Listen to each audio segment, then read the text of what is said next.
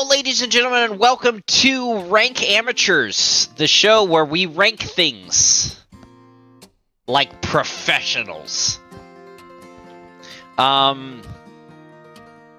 This week we are doing, or I guess this episode, we are doing swords! S-words.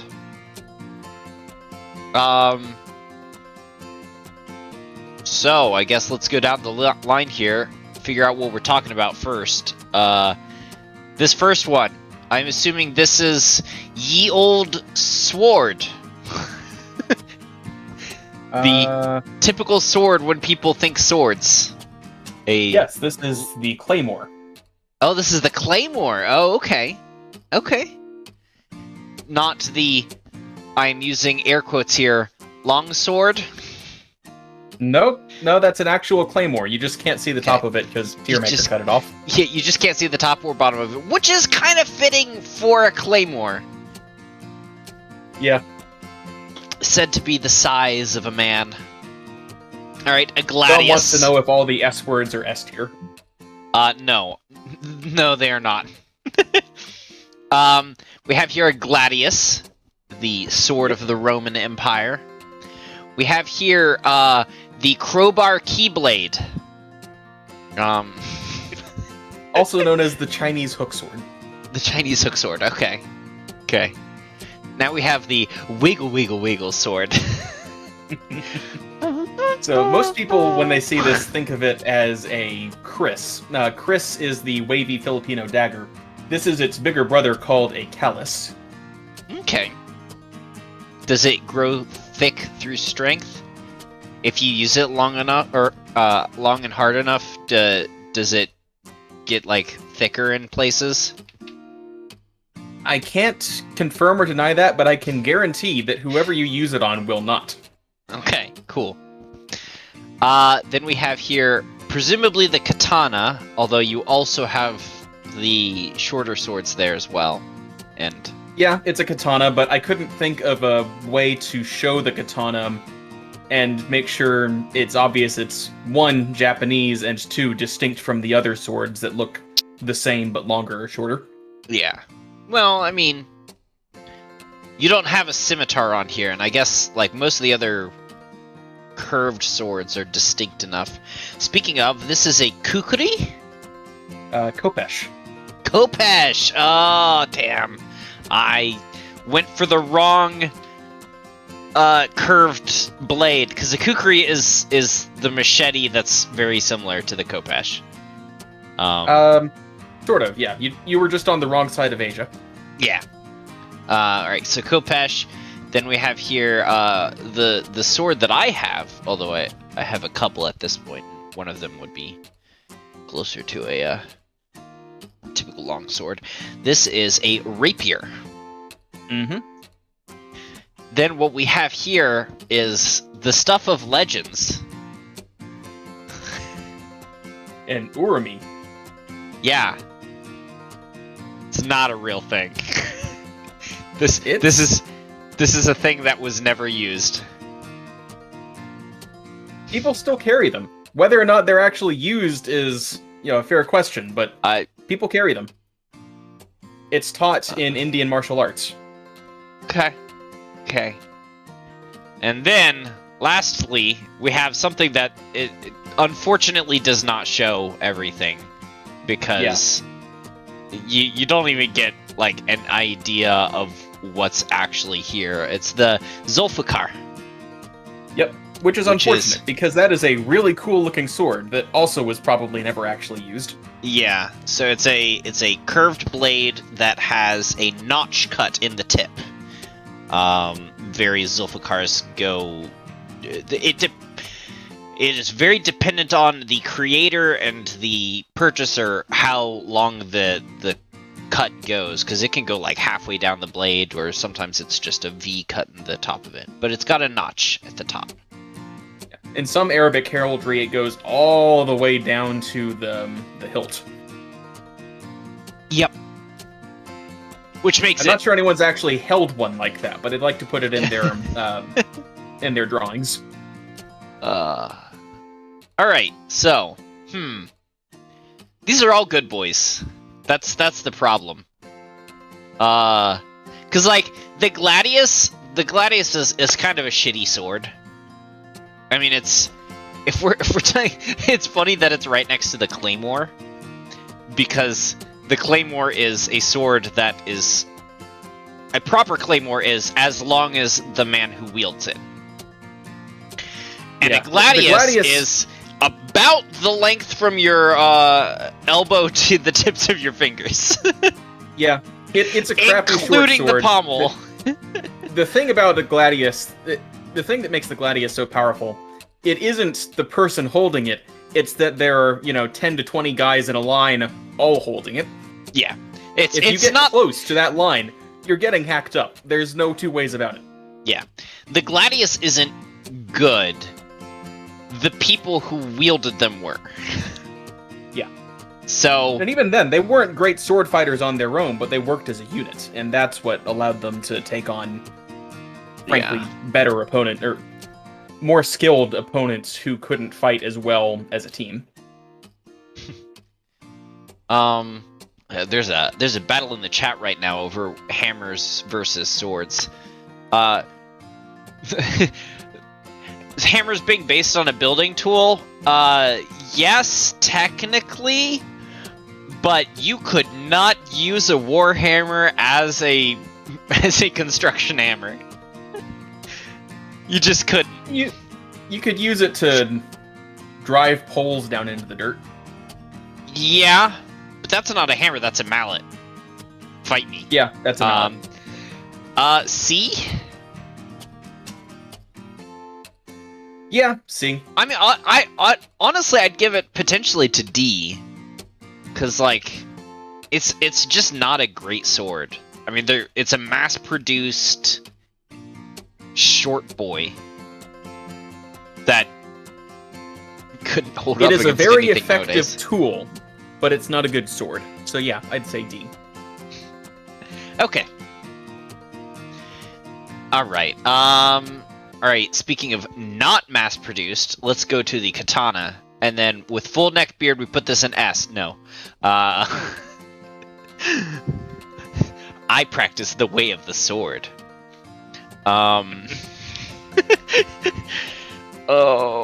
man. There's so many bad jokes. Katanas are really cool because they've been folded like 400 times, and that makes the steel better. But honestly, their steel, compared to like certain Western steels, like Norse steel, is just, I guess, on par. Because the Norse had just better steel. To my understanding, the reason they had to fold a sword that many times to make it good is because Japanese iron is kind of terrible. Yeah. And you'd think, oh yeah, like, iron is iron. No. No. No, I mean, like, element-wise, yes, but nobody works with elementary iron. Yeah, it's always got some kind of impurities in it. I don't know that anyone Japanese in the iron history of humanity has ever worked with elemental iron. At least not in a forge setting. Yeah, give it some time. Someone will figure out how to pull it out of a dying star. Yeah. But yeah, they're pretty cool. They're designed to be very effective. Mm-hmm. A or B? I would say A. Okay. It's iconic for a reason. It's still a very good sword, even if they had to put in way more work than necessary to make a sword that was just good. Yeah. Alright, let's go to one of the funky ones. How about this one?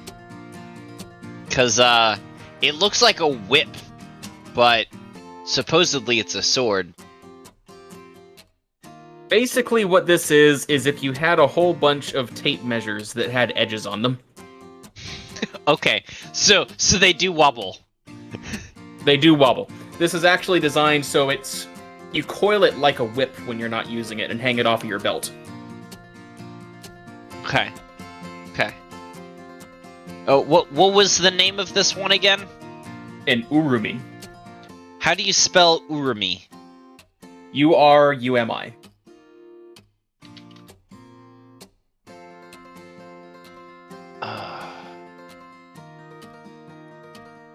this is just a whip. Say again? This is just a whip. Like, I understand Wikipedia says it's a sword.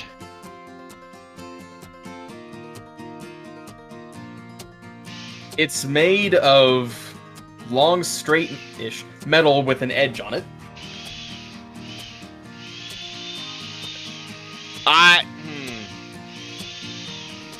It looks cool. The Gladius is more effective.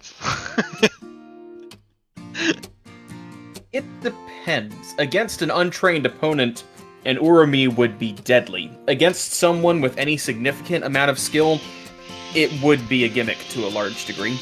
Tim, a lead pipe against an untrained person would be deadly. But not nearly as intimidating. I don't know. Coming at me with a lead pipe would be pretty damn intimidating.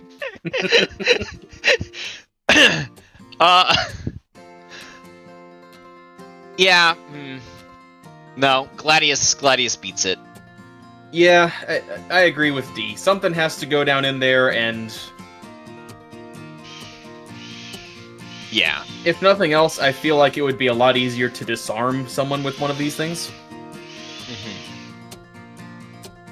Oh man, that's a great joke. It looks like a super long sword, but the wielder needs some Swiagra. Alright, so what about the crowbar keyblades? Tell me about them. No, they're basically what they look like. They're used more to take someone else's weapon or limbs away than they're used for hacking and slashing. Yeah, well, I mean, just about anything with a hook on the end of it is designed to break legs and stuff. Yeah.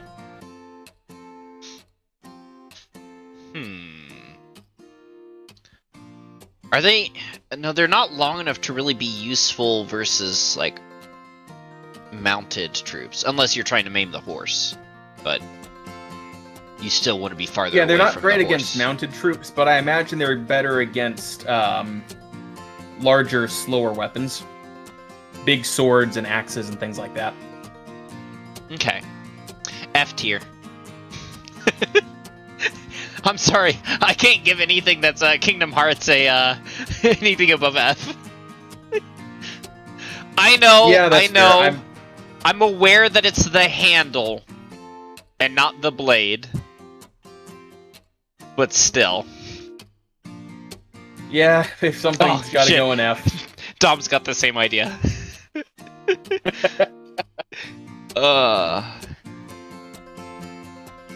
Yeah, I mean, it's okay. Also, like, so, question about that. Is that a handle that's adjacent to the blade, or is, like...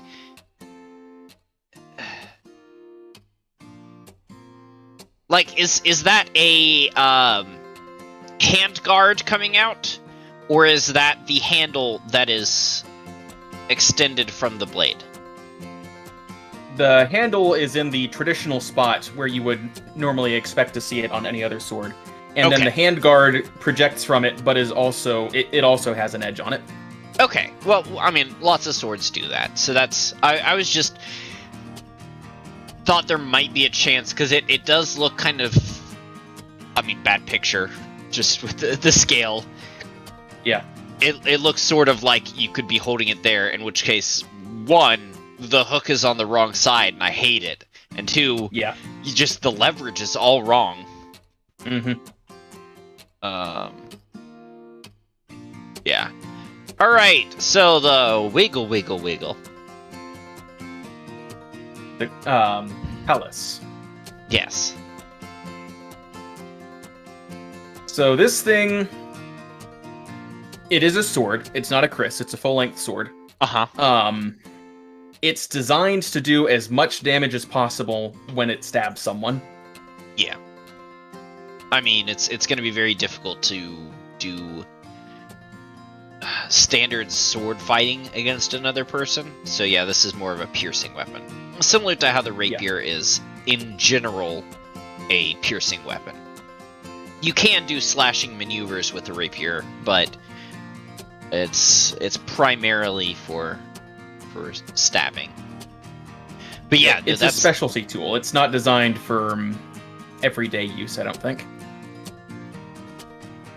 Or rather, it's not designed for universal use. Yeah. I mean, this is definitely like it's not a mass-produced sword. This is someone wants to be cruel, and so they get this. Because yeah, stabbing that into someone, you're going to die. Like most swords, if you get stabbed with them, the chances are slim. But with this one, you're going to die. Yeah, the amount of tearing this is going to do to your insides. It's not even like a lot of swords you can, like, if you get stabbed with something, hey, just blank it out there. If you get stabbed with something, don't pull it out. If you get stabbed with this, you're fucked. Yeah. B or C?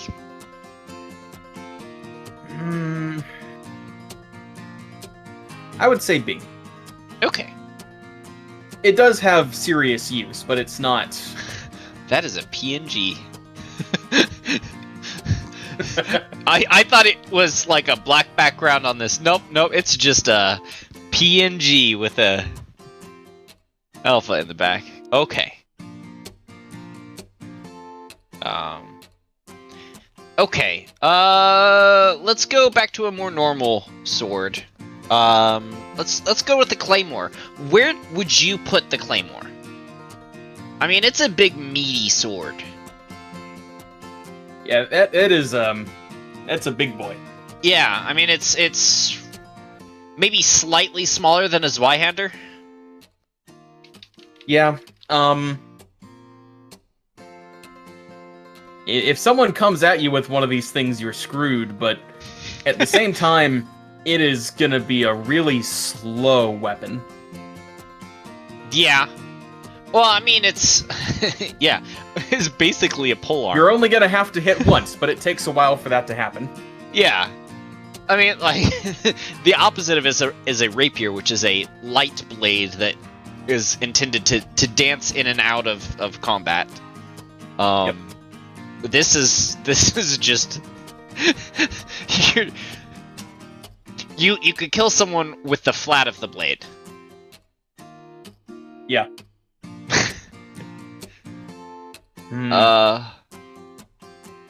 It's got to be at least A. Okay. I guess the question becomes, because I don't know that it needs to go into S. We can talk about that at the end. Yeah, I don't think it does either. It's iconic like the katana, but it's just not... As swords go, it's very impressive, but it is not the best sword. No. Although, if you have a chance, you should look up Scottish claymore fencing, because you can fence with a claymore one-handedly if you are really, really good. Yeah, I can believe that. And it's all like footwork and jabs with a claymore. But yeah, above or below, do you think?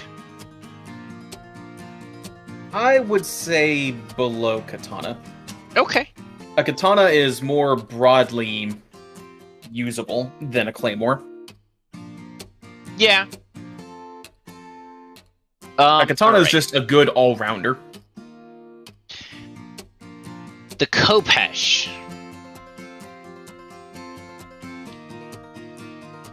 Now, if memory serves on this one, this was designed to be used from a chariot to take off limbs. Probably. Because, I mean, it was Egyptian initially. Yeah. Or I guess the Kepesh, which... Yeah, it's Egyptian. Yeah. So it's a very effective sword for what it is, but it's not designed to stand there and duel someone. It's in and out. Yeah. I mean, yeah, this is not a slashing sword. This is a hold it out to the side and let it cut people as you go through them. Yeah. Because I don't think this is even a typical Egyptian sword.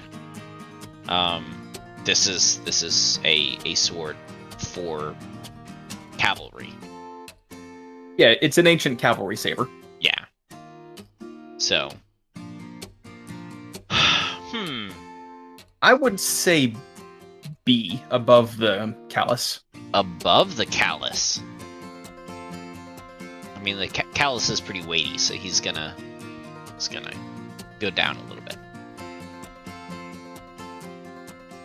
All right, so at this point, we need something in C, because the rules are, for anyone who doesn't know, there has to be something in A, B, C, and D. S and F are free areas that we can put things in if they really deserve it, but something has to be in the middle four. I've been saving the Zulfikar for C. It is a really cool-looking sword that just isn't gonna be very useful.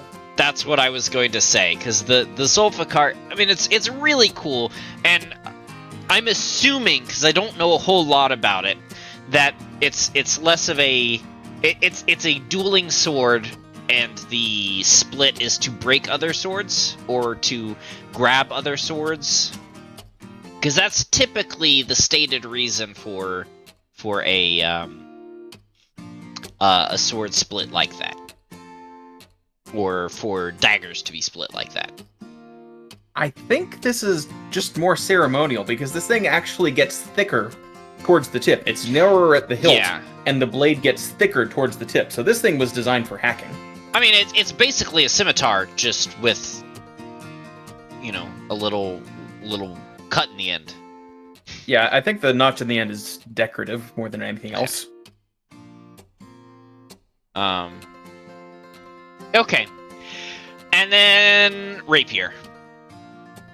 Now, rapier's a little bit weird because it's considered like a gentleman's sword, or, you know, it's not a sword that you're going to clash with another sword in a big battle, because you want something broader for that.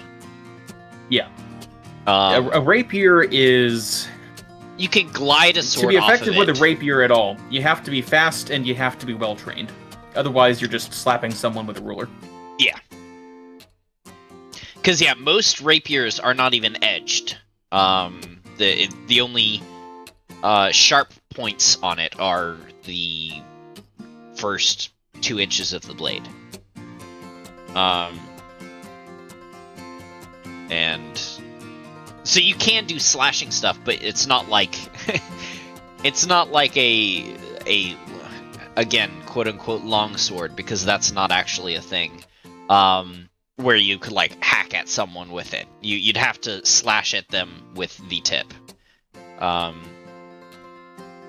But yeah, I mean, really cool, really pretty swords. All of them. All rapiers are pretty. Yeah, they look fantastic.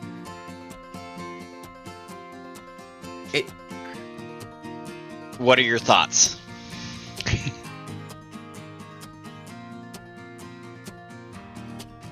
As a sword, I feel like it's more tied to its effectiveness is more tied to the skill of the wielder than most of the other swords on here. Okay. Yeah. You can only really hurt someone with a rapier if you get lucky or if you actually know what you're doing. Yeah. I mean, I would argue the same for the Urumi. Yeah, that is true, but it's a lot easier to hurt someone with the Urumi. Yeah, but it's gonna be you! Like, if we go back to the original point with the Urumi, is like, yeah, but, you know, if you've got an Urumi versus an untrained person, the Urumi will probably win. But, like, yes, if you've got a rapier versus an untrained person, you will win. It's not against an untrained person. It's against someone who is specifically unused to fighting against flail-type weapons. Yeah.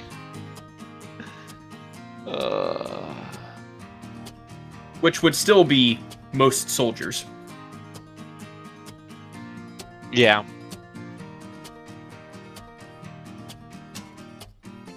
So where do you suggest we put it?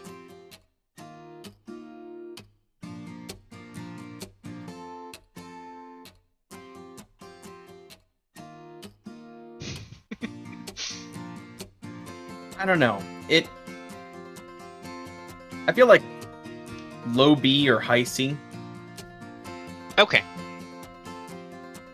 I'll put it above the wiggle wiggle wiggle because it's not just a dirtbag weapon.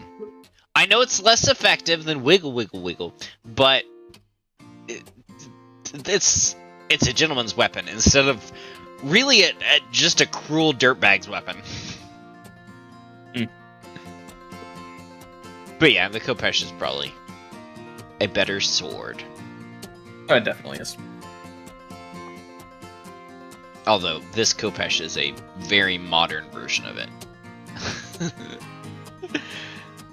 Yeah, but that was the best picture I could find that wasn't going to get murdered by Tiermaker. Yeah. Tiermaker did some of these dirty. Yeah. Alright! And those are swords. Did we want to move either of these to S? I don't think so. Yeah, I don't think so. Yeah. I'm pretty happy with where things landed.